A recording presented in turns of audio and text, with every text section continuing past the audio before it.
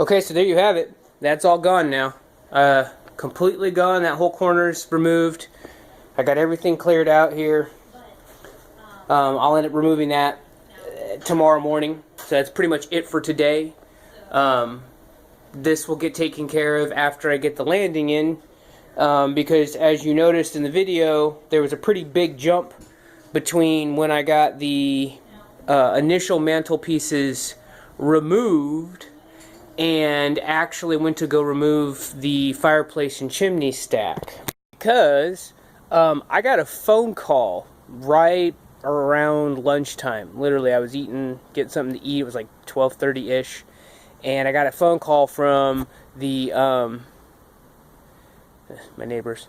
I got a phone call from the transport company that was actually shipping our new stove to us. And they said they were going to be here sometime tomorrow afternoon. And originally, I was under the scheduled impression that it would be delivered sometime next week. They said either the 1st or the 2nd of October, so it would have been Tuesday or Wednesday of next week. And instead, they're coming tomorrow. So, much like I've told you before in other videos, sometimes I just get to it. I'm not in the mood to talk or anything. I just go to work.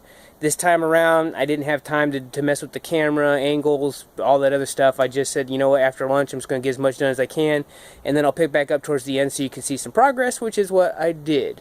So, as it is, tomorrow I got to hustle. I will get that footage in as well, because I'm going to be putting in the fireboard.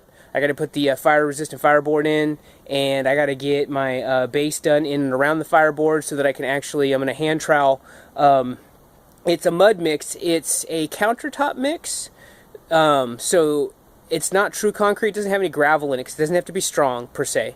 It's just there for looks. And that's going to be our new hearth base for the stove to sit on top of. And then on the walls, I'm putting more fireboard. And then on top of that, we're actually going to be putting in corrugated tin that is similar to what we have on our roof up there. Except the stuff that we're putting behind the fireplace is the really cheap. I think it's like 10 gauge maybe. Yeah, I think it's 10 gauge. It's literally galvanized tin. I wouldn't put it on a house. It's super flimsy crap, honestly. You know, it's something you'd expect to see in a mining shanty or something like that. But we're going to put that back there as well. So it'll help reflect the heat. It'll kind of go with the cabin look that we've been going for in the house. And more importantly, it'll refract the heat. That's what we want. We want a stove that's going to produce more radiant heat than our fireplace, was just very directional. You had to babysit it. In this case, we can just let it burn. It's got an actual dampener system, an inflow system. It's even got a fan built into it. So you'll see there's a plug in the wall over here, and I'll show you tomorrow how I'm going to resurface that so that when we be able to put the paneling over, I'm actually going to do a nice little wooden overlay for it to mount to, and then we're going to get a wood cover plate for it to match the rest of the trim. It's all going to be pine, you know, to go with the motif of our house. So it'll all be finished out in pine. And that way you can plug the blower fan in for the stove, and it has a remote control to turn it on and off to help blow the heat from inside and to blow around and stuff like that. So anyways, that's it for today. I got the demo done.